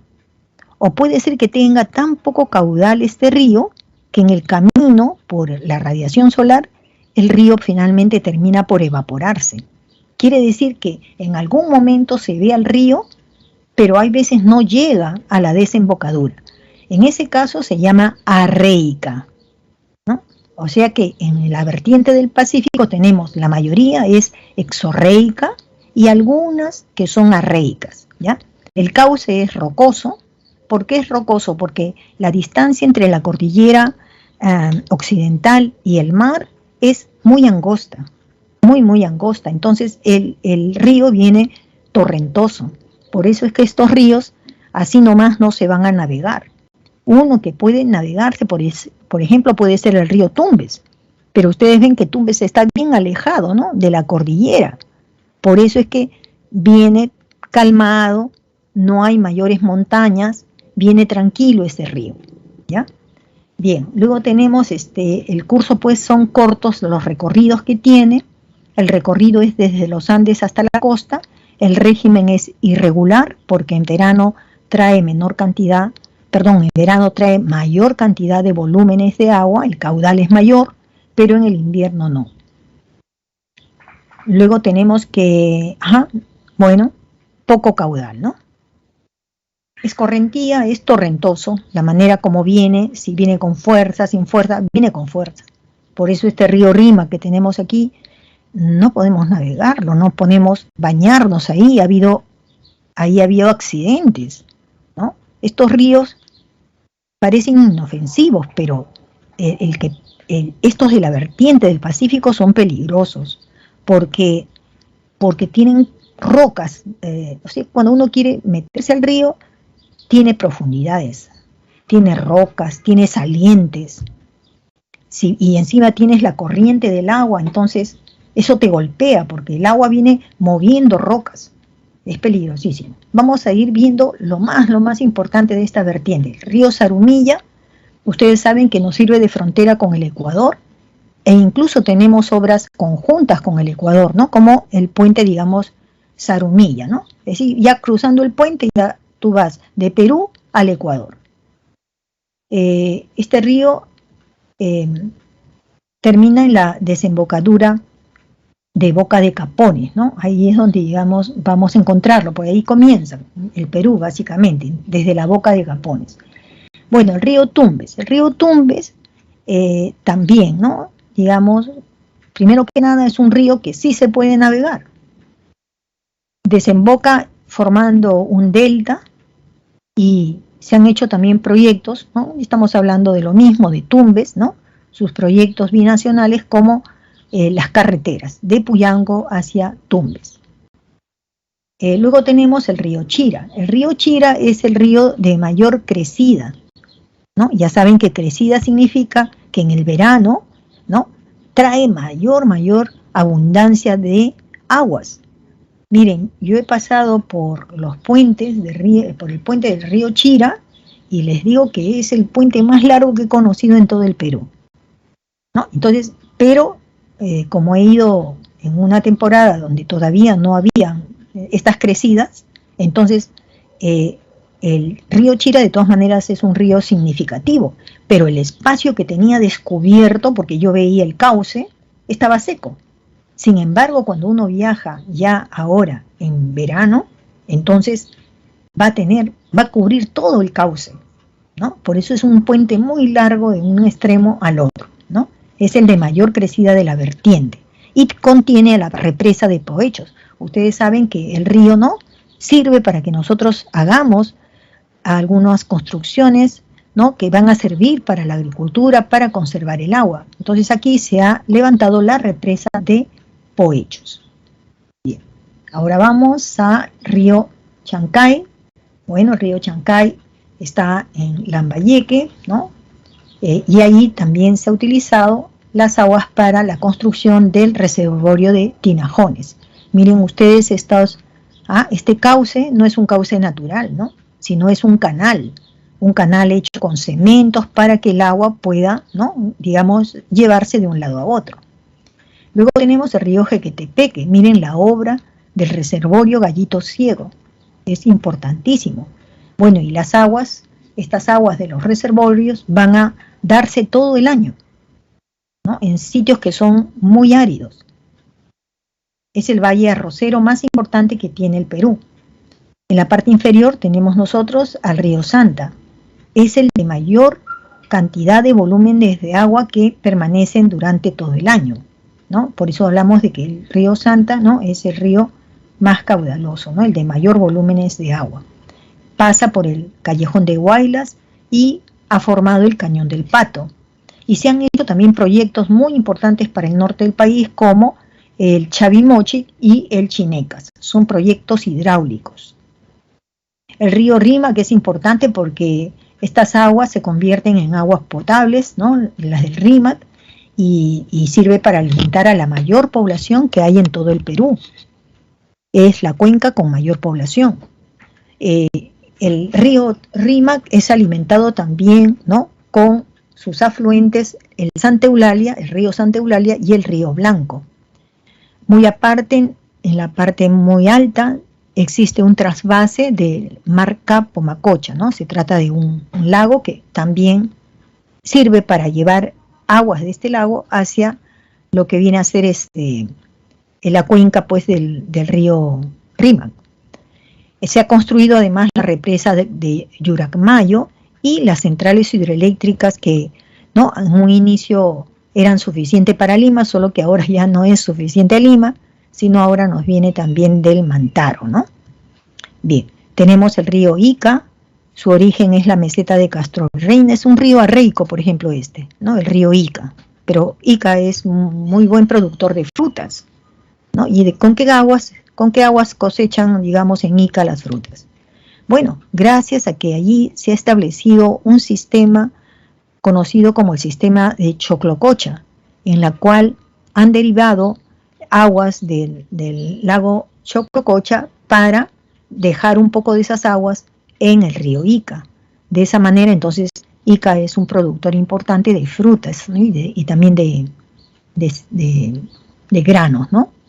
Luego tenemos el Ocoña, ¿no? En el Ocoña, miren, ahí tenemos la foto de Choclococha, ¿ven? Y la central de Huinco, esto está cerca, está en Lima. Y tenemos luego el río Ocoña, que forma el cañón de Cotahuasi, ¿no? Un cañón que es muy visitado por el turismo, porque en la cima de este cañón, en las partes altas, pues encuentra uno el hábitat del cóndor, ¿no? Bueno, para construir esto, bueno, la formación del cañón de Cotahuasi, luego tenemos el trasvase o proyecto ARMA del subsistema Ocoña Valle. Ahí están viendo una parte del cañón del Cotahuasi. Principales ríos de la vertiente del Pacífico, tenemos los del sur, tenemos el río Majes, a la derecha tenemos la represa de Condorama, y este río Majes va a formar el cañón del Colca, que también es un paisaje hermoso en Arequipa. Entonces ahí también se puede ver muchas comunidades, ¿no?, con cada quien con sus ropas, sus costumbres. Uno ve ahí una diversidad también de culturas, ¿no?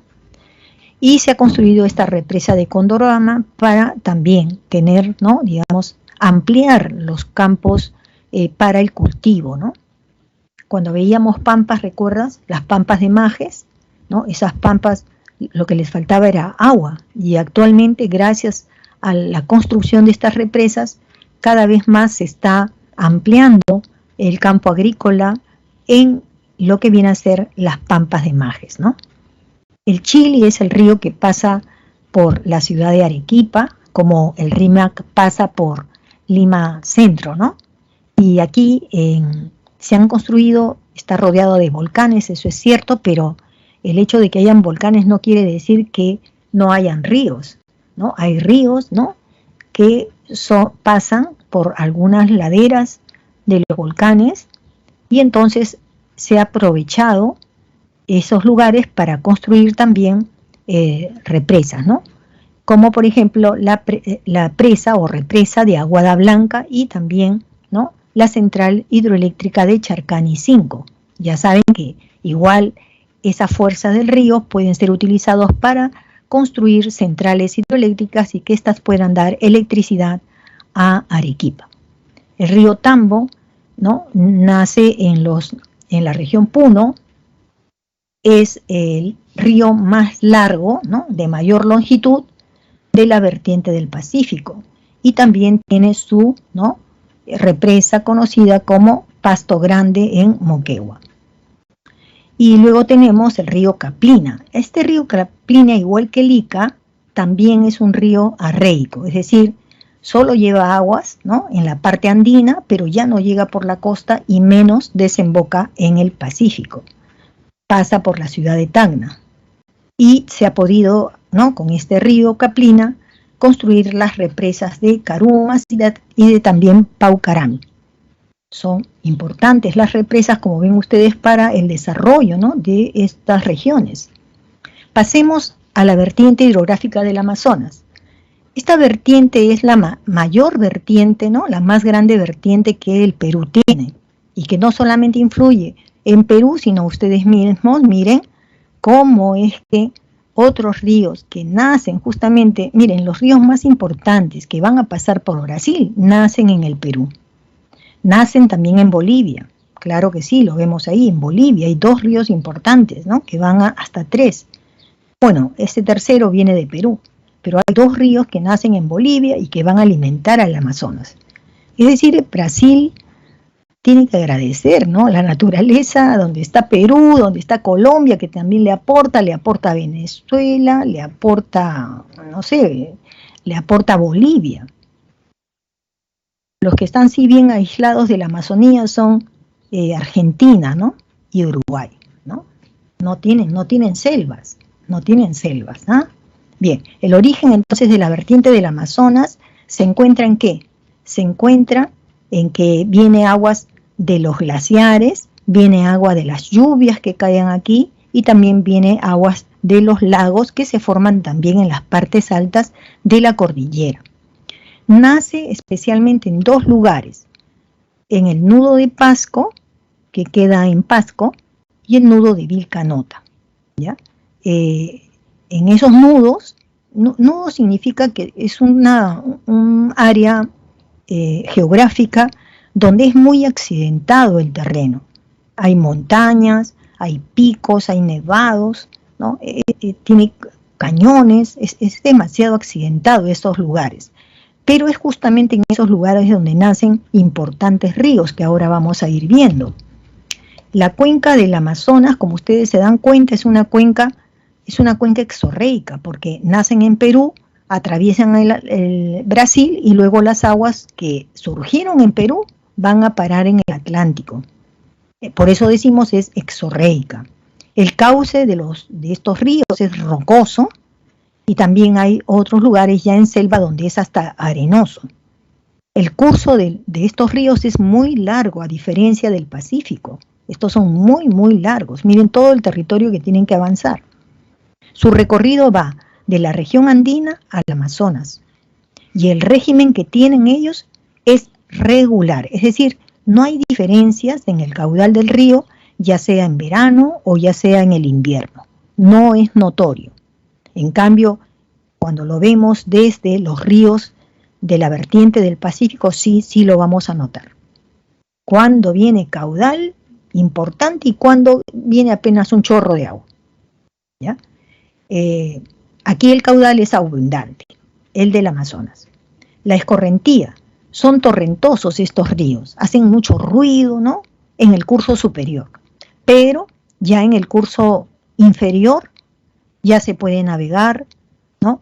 Y eso es algo bueno que tiene Brasil. Brasil, ¿no?, puede utilizar también los ríos, como ya no tiene mayores montañas, también para navegar. En cambio nosotros no. Nosotros vamos a navegarlo solamente cuando lleguemos ya a pleno Amazonas. El Ucayali es un río, por ejemplo, que se va a navegar casi totalmente, casi, ¿ya? Los otros son con cuidado, ¿no? ¿Por qué? Porque vienen de la parte que es montañosa, ¿ok? Bien, vamos a ver aquí algunos ríos importantes. Bueno, los ríos de la vertiente del Amazonas, del Atlántico o Amazonas, esta vertiente representa el 74% aproximadamente del territorio, ¿no?, de todo el país, y el 97% del total de las aguas que tenemos en el país, o sea, la mayor cantidad de aguas están en esta vertiente, ¿ya? Tiene la mayor también cantidad de cuencas y están agrupadas en 6 unidades hidrográficas, ¿no? Por ejemplo, los ríos que pertenecen a la intercuenca del Amazonas son el Nanay, el Napo y el Putumayo, así como el Yavarí. Del Ucayali, ¿no?, Apurímac, el Mantaro, el río Tambo y el río Urubamba. El río Marañón, ¿no? El río Marañón, en otras palabras les digo que estos ríos, Morona, Pastaza, Tigre, Santiago, aporta aguas al río Marañón, ¿no? Igualmente el Guayaga también aporta. El río Madre de Dios también de la misma manera, ¿no? Aportan al río Madre de Dios el Manu, y el Inambari, el Tambopata y el río Giat. Y luego tenemos el río Yurúa, con el mismo río Yurúa, y el río Purús con el río Purús. Esas son las 6 unidades entonces hidrográficas que existen en esta vertiente. El origen del río Amazonas. Todos sabemos entonces que el río Amazonas, miren ustedes, este mapa se ve mucho mejor. En la parte donde está la flechita dice Caylloma, ¿no? En Arequipa. Bueno, es cierto, yo les dije hace un momento que la naciente de estos ríos, del río de la vertiente del Amazonas, nacen en el nudo de Pasco y en el nudo de Vilcanota. Es cierto, pero hay un tercer lugar que es importante y viene a ser justamente la quebrada de Apacheta en las faldas del Nevado Quehuiza, nevado que se encuentra en la cordillera de Chila, y esta cordillera se encuentra en la provincia de Caylloma, provincia que es parte de la región Arequipa. Ese es el lugar donde nace el río Amazonas. Y poco a poco este río Amazonas va tomando otros nombres. Por ejemplo, cuando nace el río Amazonas no nace con este nombre, sino se le va a ir dando nombres que son locales. El nombre que es más común y el que sí se conoce es el del río Apurímac, por ejemplo. Ese sí se le va a conocer, ¿no? Y este Apurímac finalmente va a llegar hasta el río, con otros nombres obviamente, va a llegar hasta justamente ya pasando, digamos, Apurímac, va a llegar inclusive a lo que es el río Urubamba. Bien, entonces, en cuanto se refiere, esto es muy importante entonces saberlo y conocerlo, ¿no? Que el origen del río Amazonas está justamente en territorio, digamos, peruano, ¿no? Por eso es que nosotros también debemos de apreciar y cuidar estos lugares, ¿no? Que son, obviamente son importantes. Les digo los nombres que tiene, ¿sí? Que son ya más conocidos, porque al comienzo se llama Yoqueta, luego se llama Chayamayo, luego se llama Hornillos, Monigote, miren ustedes, hasta Monigote se llama en algún momento. Ya donde se empieza ya a conocer mucho mejor este río va a ser como río Apurímac. El río Apurímac, ¿no?, va a convertirse porque recibe las aguas también del río N, ¿no? El río N, luego se le va a llamar río Tambo, luego se le va a llamar ya, el río ya más presentable sería el río Ucayali. Ese Ucayali ya llegará hasta, ¿no?, la confluencia con el río Marañón, no sé si lo ven, río Marañón más el Ucayali, ya ahí recién en el Perú lo vamos a conocer con el nombre de Amazonas, ¿ya? Y ya todo el recorrido de Brasil se llama Amazonas. Pero nosotros particularmente decimos Amazonas cuando el río Marañón se junta con el río, ¿no?, Ucayali, recién allí comienza para nosotros a llamarse Amazonas. ¿Se dan cuenta? Entonces, este es el río más caudaloso de todo el mundo, es el que produce mayor cantidad de agua, mayor cantidad de oxígeno, el que ha producido los bosques tropicales más grandes del mundo también, ¿no? Y también todos los árboles, ¿no? Pues todos esos árboles de la selva amazónica producen mucho oxígeno también para todo el planeta. Bien, la vertiente hidrográfica del Titicaca ahora, ¿ya? Vamos a ver entonces que está rodeando, ¿no?, al lago Titicaca, pero acuérdense que este territorio que rodea al Titicaca está comprendido por territorio peruano, pero también por el territorio de Bolivia. Las características que tienen estos ríos son las siguientes. Primero, su origen es glaciar. Vamos viendo acá. Al norte ustedes están viendo la cordillera de Carabaya. Esta cordillera de Carabaya tiene glaciares y entonces allí va formando el río Suches, ¿no?, como ven ustedes, el río Carabaya también, el río también Quenamari. ¿Se dan cuenta? Nacen en esta cordillera de Carabaya. Ahora vamos a la cordillera volcánica. la cordillera volcánica nace el río Grande, el río Uncayame, el río Cabanillas, ven ustedes, el río Ayaviri. Entonces, de las alturas del deshielo nace el lago Titicaca. Pero les voy a decir algo más. No solamente es del deshielo. Quien tiene la culpa, con mayor razón, de la existencia del lago Titicaca vienen a ser las lluvias del verano. Cae tanta lluvia, pero tanta lluvia en el lago, y el lago por eso es grande. Es decir, más tiene agua este lago de las lluvias que de los ríos. Los ríos están desembocando ¿en dónde? En el lago Titicaca. Pero como les digo, siempre es mayor la cantidad de lluvia que cae en este inmenso lago, ¿no?, que las lluvias. Mejor dicho, las lluvias más que el deshielo, ¿ya? Entonces, más características de los ríos de la vertiente del Titicaca tenemos las cuencas. Estas cuencas son endorreicas. ¿Por qué? Porque son ríos que terminan en el lago, no se van al mar, quedan en el lago Titicaca, ¿ya? Luego también el cauce de estos ríos no se pueden navegar porque son muy rocosos, ¿no? El recorrido entre los glaciares y el lago es corto, por eso que vienen también un poco torrentosos, no se pueden navegar. El recorrido que tienen es solamente en la región andina, y el régimen que ellos tienen es irregular, igualito que el Pacífico. Es decir, en el verano el caudal de estos ríos aumenta y en el invierno deja, ¿no?, este caudal o disminuye. Poco caudal. Escorrentía es torrentoso, no se va a poder navegar porque el agua viene golpeando piedras.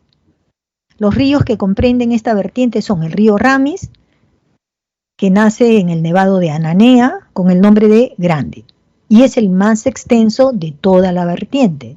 Este es el río Ramis. Ustedes lo ven en la parte norte del lago Titicaca, donde dice Huancané, ¿sí? Entonces, ahí vamos a encontrar, digamos, la desembocadura, ¿no? Bien, vamos viendo otros. A ver cuáles serían.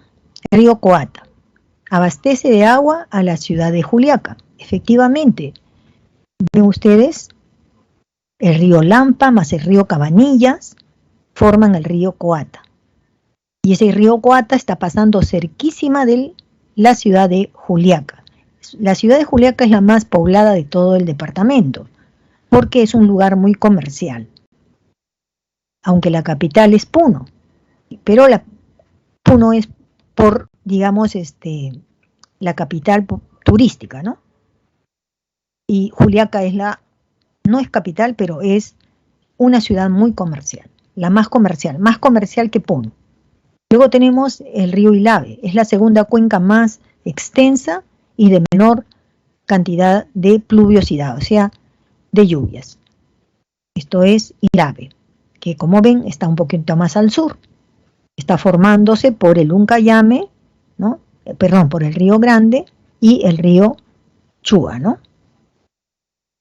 Luego tenemos el Huancané. Desemboca en el sector norte del lago Huancané. Lo hemos visto. Está Suches en frontera con Bolivia y a la izquierda está el Huancané. Luego tenemos el desaguadero. El desaguadero, a ver, lo ven en la parte inferior, abajo, donde dice